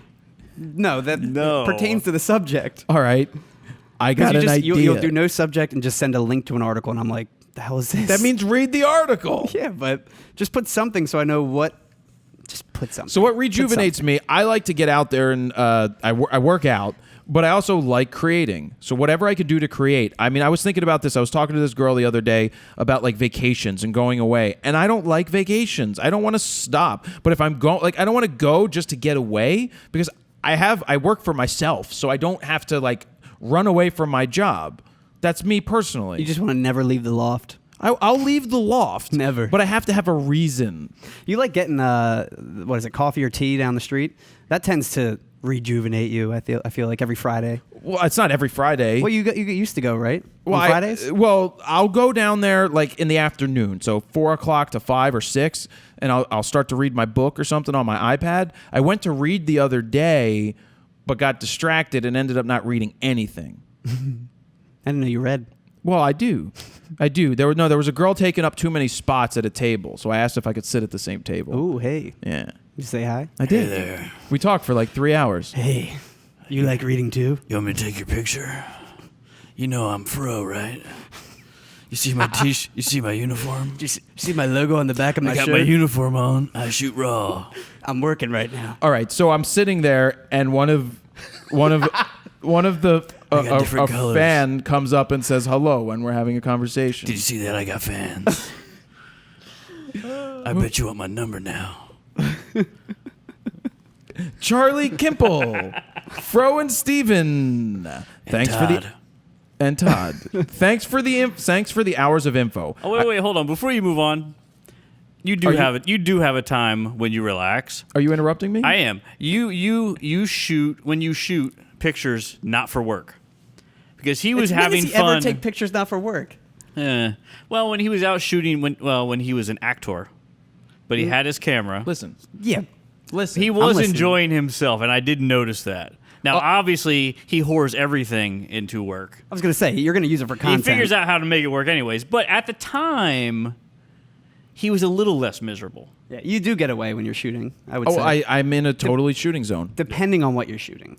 Like concerts, I feel like you could get annoyed now if you don't like the band or something. I'll get annoyed in every shoot. But with the Mr. Wives thing, it was, I get into a shooting zone. I'm there to pay attention to shoot photos, and that's what I enjoy. Yeah, I enjoy that stuff. And it wasn't a job, even though he's going to do something with them. Yeah. He wasn't on a job, so Right. Yeah, he seemed relaxed. And a douche. I've been shooting pictures for a little over a year now and took some engagement pictures of my brother and now sister-in-law. I gave my mom some edited RAW files for her to print to have around the house. Our house, with our hands up to... How's it go? It's our own house. Oh, fuck yeah, because I kept saying roundhouse. She's like, it's not roundhouse. She's like, why? Because you know me with lyrics. He's singing the wrong song to the band. I'm yelling at the band during my scene, and I'm going... What's a roundhouse? She's like, it's our house. I'm like, shit, I got your lyrics wrong. It was amazing. It was funny, though. It was funny. Classic Jared. Okay, edited RAW files to her to print and have around the house. But her local photo lab refused to print them because they were taken by a professional, quote unquote. What? I know there are photo releases you can have signed to shoot at a show, but is there some form I can give to the family and friends so they can print my pictures? Steven, did you encounter this? What did you do at CVS if pictures looked professional? I still printed them. I think we legally weren't supposed to. Well, because they look professional? Now, are you talking about like film or just digital, anything? Somebody brings you a disc. The only thing that we had an issue with, or that we were legally had to sign a thing for Kodak when Kodak was still a thing, was the scanner. They would come in and try and rescan a family portrait, and it would say copyright. Now, but that says copyright on it. Exactly. That we couldn't do, but digital photographs, there was no way of us telling if they took it or not or anything. Right. So with stuff like this, you can give a form. Just send an email, a piece of paper that says they have the rights to do whatever they want with these images, or they can bring the freaking contract that says that. But that's a disgrace. We had a form too. If they were like, yeah, but the photographer said we can rescan it and reprint it and blah blah blah, we had a form to give them. They had to sign. Right. The photographer had to sign it, bring it back. Then we were okay legally to do it. But in this day and age, even with something like Adorama pics, you can just upload whatever you want. Yeah. And they're really not going to question it because they don't have the original there. Yeah. So there's no way to tell. Look. I would flip shit on somebody at like Target or Walmart if they said, this is professional. No shit, because I took it, asshole. I'm sorry, did I offend you? No, I mean... There's probably a hold harmless built into the Adorama pics, and like they're not responsible. It's like if probably you, in the terms of if you service. upload it, it's on you. Right, it's probably in the terms of service. I wonder what they do if there's an actual copywritten or a watermark or something on the image. But I guess that's against terms of service. Yeah, photographers are still going to print their images with watermarks on it. Because the photographer's gonna print, and the photographer's gonna print, and give me all their rights to their photos, so I can use them for whatever I want. Taylor Swift? You sound just like her. Aubrey Kingston. Hey, Fro. Were you doing I don't know any of Sean Kingston's songs. I don't know him either. I was just adding some flavor. Yeah. The rapper, Sean Kingston? No, I know who he is, but why did you bring him up? Because I did. And her name's Aubrey Kingston. Oh, but isn't that like Maybach music? Kind of. It's all rap. Yeah. Maybach. Hey, Fro, I'm looking at your personal website. I see a lot of shots from several years back. From videos like your first-person shooter project, I've seen you recently capture many other famous artists. Why don't you include some of these shots? Question mark. Is it because they were for specific clients? I'd love to see you update your galleries. Thanks. There's an easy explanation to this. I just haven't done it. Yeah. There's no reason. I can do whatever I want with any of the pictures that I've created. It takes time. It's just I don't take the time to do it. Now, I've uploaded a lot of them to Flickr and things like that. I need to do it on my website. Yeah. I just haven't done it. On what website?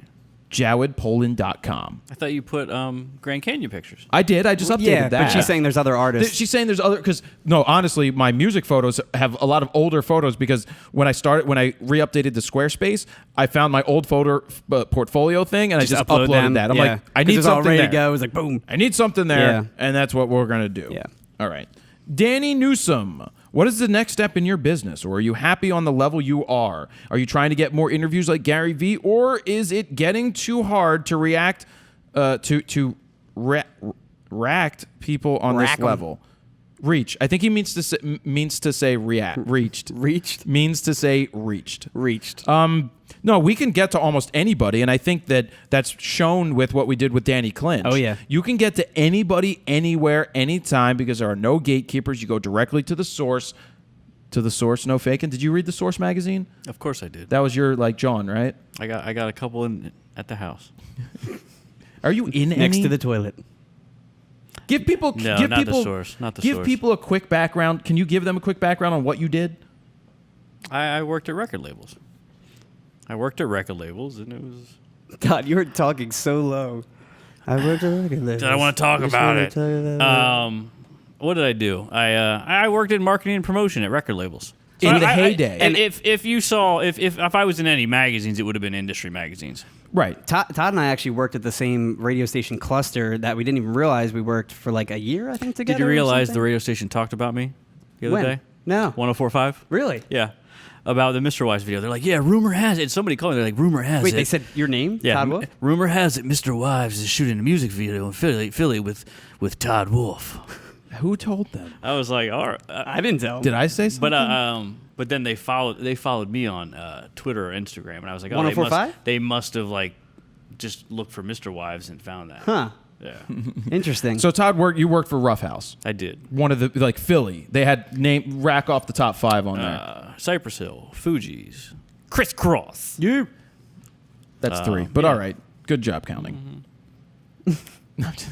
Huh? What? No. All right, let me keep going. I just wanted people to understand what the world that you came from. It's a cold world. So Danny, the next step in business is we're obviously evolution. We talk about the quality being stepped up. As you've seen, a lot of that has happened. Todd's doing some stuff with us on the back end that a lot of people don't know about. Well, actually, mostly nobody knows about that we're working on. When that's ready, we'll bring that out. There's always some wheels turning because when people are like, what do you do for fun and how do you disconnect, like the question a few minutes ago, I'm always thinking of creating. To me, creating is fun. I was talking with that girl also about hobbies and stuff. Yeah. I was talking with a bunch of people about hobbies. It's like when you do what you love, it seems like you don't really have hobbies because what you love is the thing that you love doing. So I don't want to do very much more. Yeah, I mean, it's both what you do and it's your hobby. It's both, really. So that's my answer to your question, Danny Newsom. Juan Martinez. Juan Martinez. What are your thoughts on dressing up for an event / photo shoot?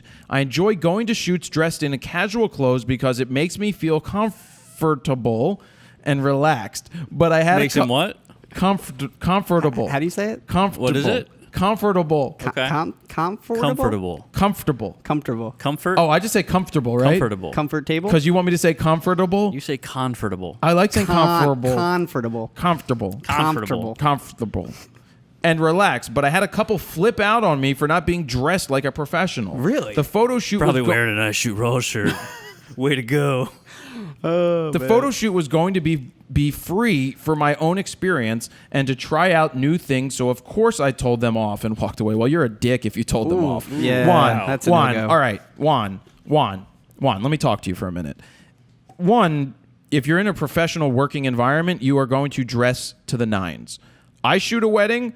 I wear slacks, black pair of slacks, black shoes, black belt, button-down shirt. No, I don't wear a tie. I'm not saying you need to wear a suit. I'm not saying you need to do anything over the top, but you need to be able to be in something that's comfortable to work in. And you need to look the part. Sometimes looking the part is half the battle. If you look like a schlep, people aren't going to give you respect. Like, I won't go on a wedding shoot and wear my I Shoot Raw shirt and jeans and sneakers and boots. It's just not what you do. And especially if they got upset with you for not looking professional, if you showed up to a black tie gala wearing an I Shoot Raw shirt and jeans and sneakers, I would be upset too because you don't look professional. In this case, I'd rather have you be overdressed than underdressed. Definitely. Like, there were I used to shoot concerts and I would wear black slacks and a button-down shirt. I wear my suit in the pit. Is that weird? Well, that I felt that being dressed well would have a nice reflection on me at the time, and because I didn't have I didn't wear tight jeans, I didn't do any of that stuff. But for music, it's a little different. You can fit in by being like wearing what the band would normally wear is perfectly fine. Yeah. But on certain shoots, you have to dress up. And if you're overdressed, it's better than being underdressed. It's that simple. It's more for the formal pictures, like you said, the weddings, the engagement shoots, that kind of stuff. But if you're just doing a regular photo shoot, or at least an abstract type photo shoot, then who cares what you wear? Exactly. And he said he was doing it for free, but regardless, even if you're doing it for free, you have to look the part. You're always on. Yep. All right. Michael G. Snow, Maykell. Michael. It's called Michael. Michael G. Snow. Trying to keep it short for real. I was approached by another photographer last weekend. She texted me telling me that she had an accident on her way to shoot a wedding and that she had to go to the She told me the wedding was from 3 to 5 and asked if I could shoot it for her. She offered to pay me what she charged, $500, which is way below my rate. I didn't take it for I had other things going on that day. Question, is this common thing for wedding photographers in a situation like this to offer what they were paid? Or should have she instead asked me how much would I do it for? How would you answer to such an offer? All right, so this is a situation. When you're in a situation where you're a wedding photographer, you always need to have another wedding photographer that you can quick dial if there's ever an issue. You need a list of 3 or 4 people down a list that if an emergency happens, you can call. If somebody called me and said, I'm going to the ER because I was in an accident, I'm going to give you what I was going to make, can you please do it? Regardless of what I normally get paid, you are bailing out somebody who's most likely your friend. In this case, it doesn't sound like it's their friend, but this is one of those times where you bite the bullet. It's $500 for this is 3 hours of work, 2 hours of work, 3 to 5. You're bailing somebody out. You have to think about it. If you were in the same situations, what would you want? What would Jesus do? Exactly. WWJD. That's what I would think of. What would you? Well, do unto what would unders Jared do? As WWJD. That's what I'm talking about. WWFD. What would Fro do? This is depending on what you have. If you have other events going on, it's okay. Yeah, if you're busy, obviously you can't do it. But you can also offer to help find somebody. But if you're sitting there watching movies and nothing to do, and this is something that you would flat out. I would help if I'm able to help, regardless of what they had to pay me. If it was $100, $200, $300, I need to bail them out. They are my friend. I need to help them. I would feel guilty if I was just sitting around and could do it, and I said no. Right. It's good karma. It is. Exactly. WWFD. Keith Ueda, UYEDA. Final Cut or Adobe Premiere? Steven. Well, I'm a Premiere guy. Todd is... I do both. Right. Yeah. But it depends on the project. But you're more of Final Cut, long right? form stuff, I've stuck to Premiere. And shorter form stuff, I stick to X. But I'd be very tempted to cut something longer in X. And I do cut longer. I cut the video guides in X. Right. That's pretty long. Right, you cut the video. Those are pretty long. They're really long. But 6 like hours? the last feature film I cut, I still went back to Premiere. So it look, it doesn't matter. They all do the same thing. And it's whatever you're comfortable with and whatever... Wait, what? It's whatever you're comfortable with, or comfortable. And it depends what you need to deliver and what the turnaround is, and there's a lot of different factors, but neither one's better or worse. It's the editors that are better and worse. I personally only used Final Cut, I think 7 in college, and that was really the only time, so I haven't really experienced it. But from what I've heard from you, I think Premiere seems to be a little more manual, where Final Cut seems to have a lot more presets and more simpler things built in, like what you're saying, quick stuff. From what I've heard from you. Yeah, you know what? The workflow is just a little different. It just goes about doing things a little bit different. And it's one of those things is once you retrain your brain to be like, oh, this is just how it's done, then it's pretty simple. But Premiere is a very easy step up from Final Cut 7 because especially 6 Plus is better than Final Cut is like Final Cut 8. Okay. Premiere 6 is like Final Cut 8. Miguel Martinez. Hey, Jared, I recently shot an event for a client who asked me for all the pictures, including overexposed and FUCUS, etc. I don't know if I should give it to him because I feel it might affect the perception that people have about quality of my work. Thanks, Miguel from South Jersey. Miguel, this is simple. You tell them to go pound sand. No, I will not give you overexposed and out of focus pictures. It's like saying to the chef who's in the back in the kitchen who just burnt your fucking pizza to give it to you because you just want it. Give me the scraps. The chef isn't going to give you the burnt pizza. They're not going to give you the stuff that they messed up. There is no, I will not give you this stuff. It's I would that never simple. do it. And if that is a deal breaker, you tell them no. It's just that simple. I give you the best of the best of the best with honors, sir. Are they asking Hashtag. for like the raw files too, or just everything like JPEG, like send as a JPEG or something? Does it say anything about that? Ask me for all the pictures, including exposures, exposed. Because what you could do is just export them all as JPEGs and then just rename them so it looks like they go in order and it's all the pictures. You could, but you shouldn't. Just saying. You could. But you also shouldn't give them everything. You don't give them everything. You don't deliver shitty photos. You don't deliver photos that represent you poorly or represent somebody else poorly. Agreed. It's that simple. They need to understand that. I wouldn't do the shoot for them. Screw you. I'm taking my ball and I'm going home. Daniel Litwack. Must be a Jew. I think Litwack is Jewish. Well, his name's Daniel, too. Litwack. Is Daniel Daniel? Yes. Or is that Yes, Danielle? that's Daniel. Because I am bad with reading. I'm shooting a lot of hockey and use a high ISO to compensate for a bit for my glass and the funky lighting at the rinks. In post, I'm reducing the noise using plugins for Lightroom. The noise is dramatically improved, but it seems to give any faces a plastic appearance, a lot like soap opera effects on high-def TVs. Any thoughts on how to avoid this in post while still smoothing out the noise a bit? Thanks a lot. Yes, stop using plugins. Stop worrying about I'm not yelling at you, by the way. Stop worrying about the noise. When you do noise reduction, it looks like balls. If I was to do noise reduction on my space photos of the stars, they would smooth it all out, and it looks horrible. So I am not going to trade sharpness in my images for lack of noise or grain. But I think there is certain plugin and external programs that are really specific to removing noise and do a much better job than Lightroom. They From what I've heard, but and with Lightroom, I personally don't do luminance noise reduction. I only do the color noise for Canon because Canon tends to have more of a muddy look. And I feel like the color noise reduction doesn't really remove the sharpness or detail of the image. It just literally removes... Well, that's color noise. Exactly. That's fine. So that is only... But luminance will just pretty much blur your image. It just sounds like you need to get your ISO in order and maybe better glass for what you're doing. That's your answer than trying to fix stuff in post and saying that, oh, I'm going to get rid of the grain. I don't worry about it. Just seriously, don't worry about it. I use the magic wand in iPhoto. Marcos Delgado. Sup, fro? Sup? Hola man? from Mexico. I was wondering about websites and wanted to know if there is a difference between something like a Squarespace, insert plug here, or having one built from the ground up when it comes to visibility on the web. All right, we'll take it. No, there's no difference between having somebody else build it and you build it. Now, Squarespace has SEO tools that are available that you can help get searchable.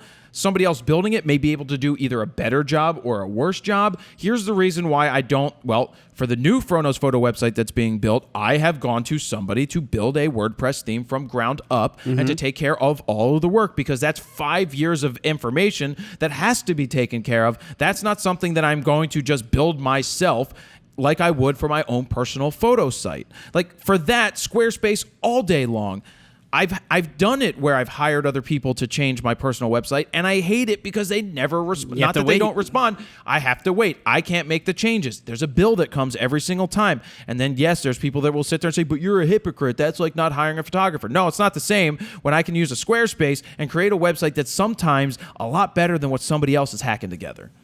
Last question. Paul Walker. Hey, Jared. I'd love to hear your opinion on this. A photographer was booked to shoot a wedding, but sadly, the groom passed away in an accident. Oof. All of the companies involved returned their deposits, but the photographer refused to return his deposits, stating that he would waive the cost of the final balance instead. Are there certain circumstances where moral and common sense take priority, or should all photographers stick to their guns? Thanks, Jared. It's called Don't Be a Fucking Asshole. Somebody died, okay? This is one where you take it on the chin. You say, I'm sorry for your loss. I'm going to return your deposit. Yeah. Please, I'm sorry.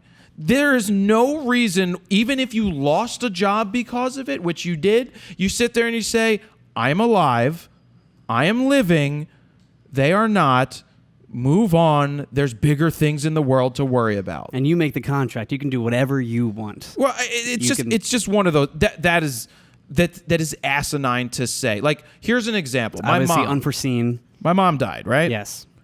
She was having a hearing aid made, and the guy still charged for the rest of the hearing aid, which I understand. My dad had more of an issue with that. Is that because it's a tangible product? Well, because it was already ordered and it cost him money. Now, if I was the guy, I would have said, this is what it cost me. Just pay me what it cost. Don't still charge me the full price. Normal price, like, correct. I think that is the right thing to do. I'm not looking for a free handout, and I don't want you to lose money because of it in that case. In the wedding, I think it's totally a different story. You just give the money back. On the flip side, the dentist that my mom was having a bridge made or something made at the time, and he just wiped it out. Yeah. One, we've been going to them for 30 years, and it's like a personal thing, but there's Family, just friends. certain things you eat. There's just certain things you do because it's just the right thing. Don't talk about morals. Just the right thing to do. And is that $500 deposit or whatever it was worth your name being drug through the mud? If you think people aren't going to destroy your name, I would talk bad about you. Okay, that is flying solo. We have Gear of the Week. Todd, do you want to strike up Gear of the Week and get that ready to go? So Todd's going to do that. We can reset the cameras while we're doing that. I'm going to reset this one. Okay.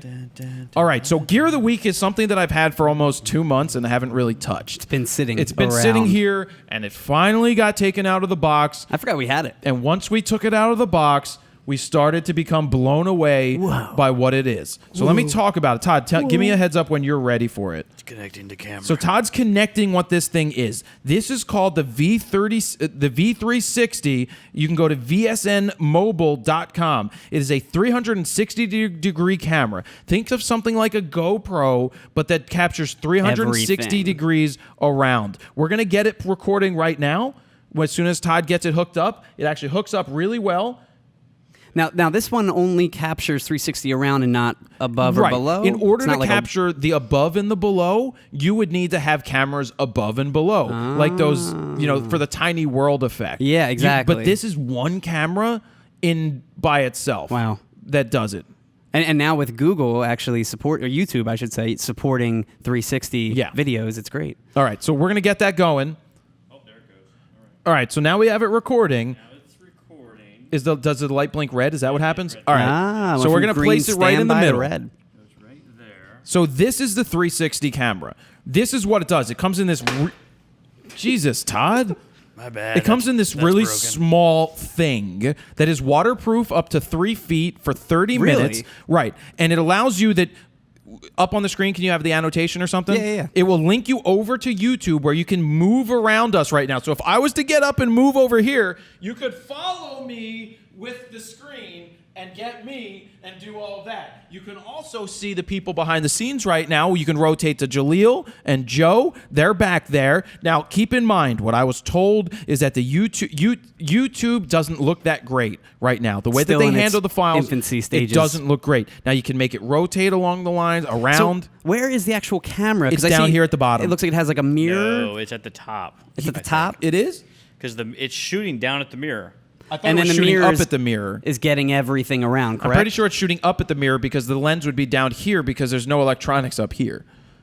It has a level on top. I think that's what he told me on the phone. You might be right. I could be. Now, it goes to a micro SD card, but you have to make sure that you use the Class 10. Okay. I put one of the LEXAR Class 10s that they because sent it's us. just so much information. Yes, because it's shooting. Yeah, one of this way it's 10. Sorry, top to bottom 1080. This way it's like 6840 by 1080. Holy crap, that's like It's 8K. 4K.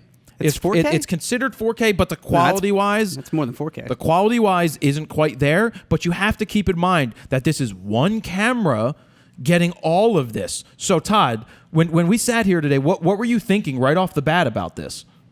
Oh, I was talking about putting it on the dash of a car for like when we were on the Grand Canyon and getting all my shots with one camera. Like, can I pull the single shot of you in the passenger side? Can I get the single shot of the driver? Can I get a single shot of over the hood? Meaning, can I can you pull just- each one of them from this big panoramic shot? Right. Where what we did is we did instead 3 or 4 GoPros on the car. Right. Now this taking time to set up and everything. Imagine if I put this on my helmet to play hockey. That'd be cool. And you could see what's going on around me. And See how terrible you are at hockey. See how much you suck. I don't suck. We're gonna go out to the hockey rink one day for open freaking hockey, and you guys are gonna film me with this on my helmet. All right? I will crush you. That's what we're gonna do.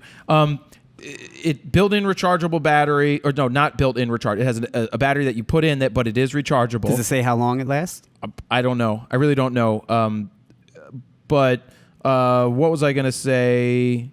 Something about hockey. Right now it says that we've got 6 hours and 13 minutes. Well, But that's not a probably just battery. the That's the card. card. So it was really easy to set up. Okay. Right out of the box, downloaded the app. It was able to connect to it. It can do Bluetooth or it could do Wi-Fi. It could act as a USB camera. So you could live stream it. You could also move your phone as Todd turns his phone. That's actually following.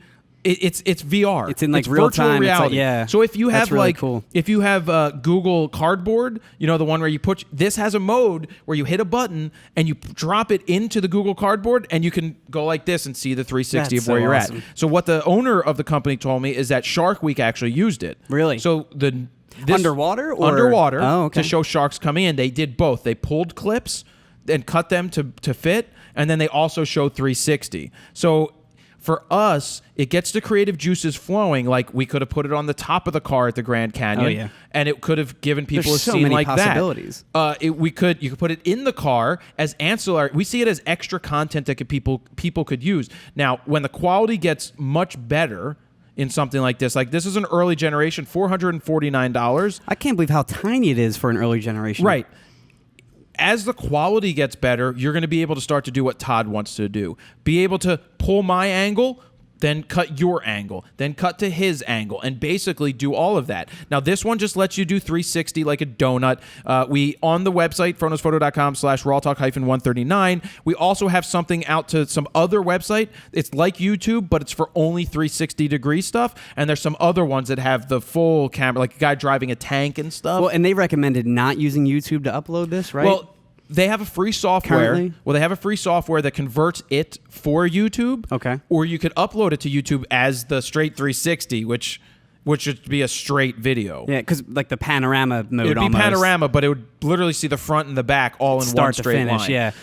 When you showed me too, I will say the distortion for being at such a small camera and clearly the mirrors being so bended, you would think there'd be a ton of distortion, but it wasn't that bad. It was bad, but it wasn't like, whoa, it's Look, terrible. I take things for what they could be in the future. Yeah. Like you may say the Lytro's never getting there. This is a technology that could be practical for interactivity. To be able to sit there on your computer right now on YouTube. Oh, by the way, you must have Chrome if you're going to use this 360 on YouTube, and you can drag it around. It's amazing that you could follow my hand around, or you can see everybody over there. So if you have an Oculus Rift or you have any virtual reality, you can. Are you playing with us over there? Is that what you're smiling? I'm going back and forth. I'm doing like live. You're live editing. I'm live aren't you? editing. There's Steven looking chubby. Right. Well, there's Jared. Well, that doesn't matter. They can't see your changes because they get to make their own changes. So this is the what is this thing? The V360. VSN Mobile MOBIL.com to check this thing out.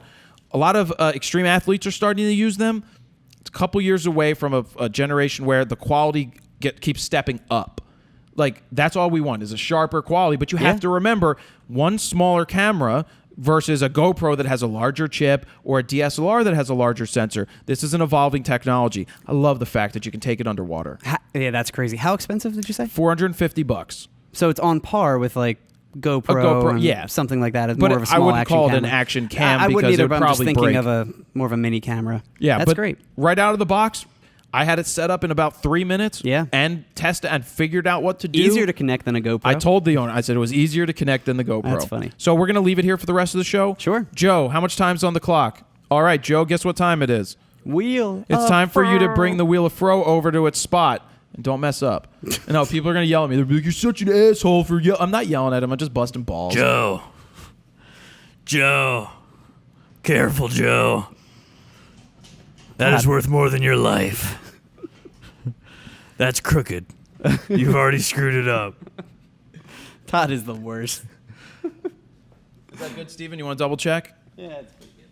It's pretty good? You're going to get it? So it's not touching the table? Good job, Joe. Thank you.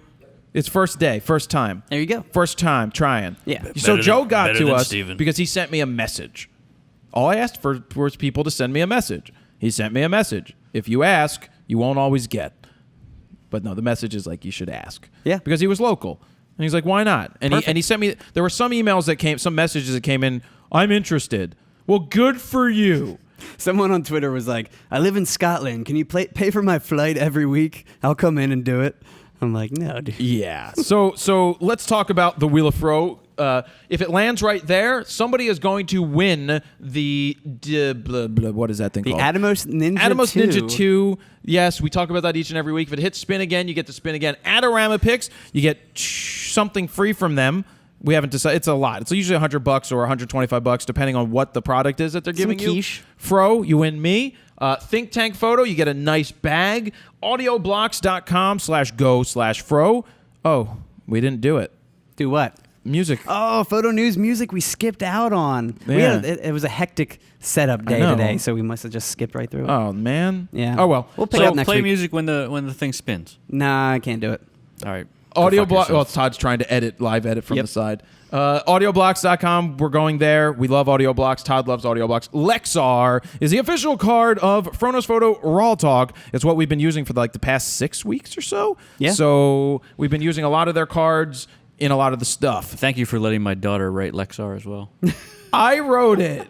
Oh, I'm sorry. I'm glad we changed that out. I need to have it printed. I still have to do it. Yep. I just didn't do it yet. One we'll day. get their official logo on there. Year But later. It looks good. Lightroom, you get that. CC bundle. The bundle. Rode microphone. So we use our Rode microphones each and every week. We love those bad boys. Question mark, get whatever you want on the wheel except for the grand prize. Borrow Lenses gives you $250 in credit to borrow lenses. Fro prize, squarespace.com/Fro to get your 14-day free trial and use my code to get 10% off your first year. Awesome. Videoblocks.com/go/Fro. Check out the free trial there. We'll be there next Video week. Blocks. We will be at the office interviewing the founder and CEO. Are we? I did not know that. We are interviewing him early.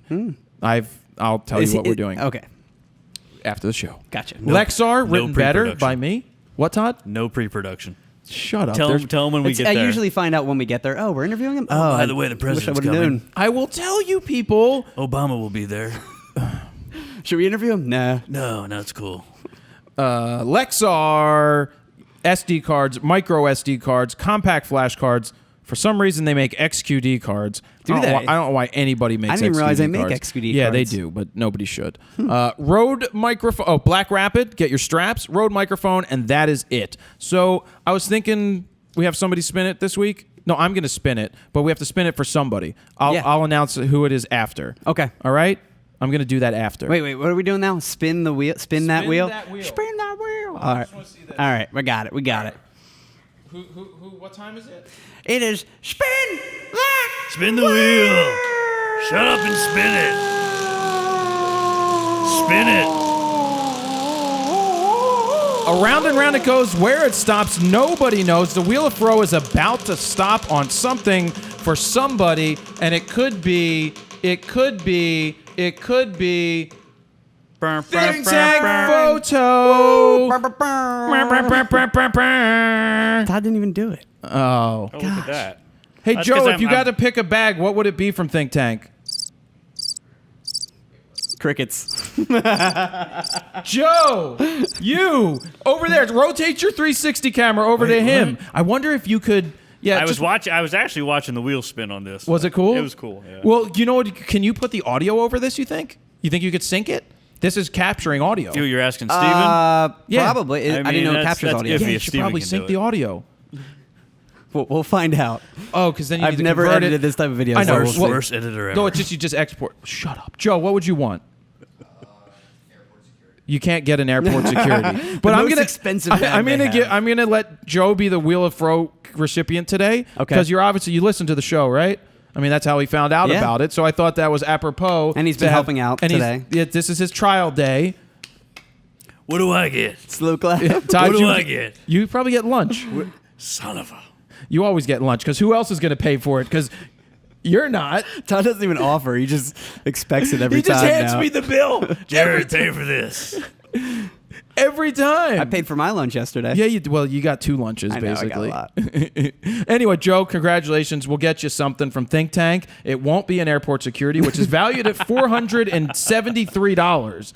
Give me the $1,000 bag. So that's Wheel of Fro. We've done Gear a Week. We've done Flying Solo. We've done Photo News without music. That's the show. We've done it all in our Sebastian McCalls. Yeah, I did it. I did it, Todd. Did you come up with that idea? No, that was the client. Steve and I are both wearing our matching camo shorts. Yeah, today. matching camo shorts. On. Did- We I- do it I all think- on our camo I was here shorts. first, though. I didn't Todd get the copied off memo. me. Yeah, you didn't get the memo. All right, so I think we're good. Cameras are still rolling, I hope. Nope.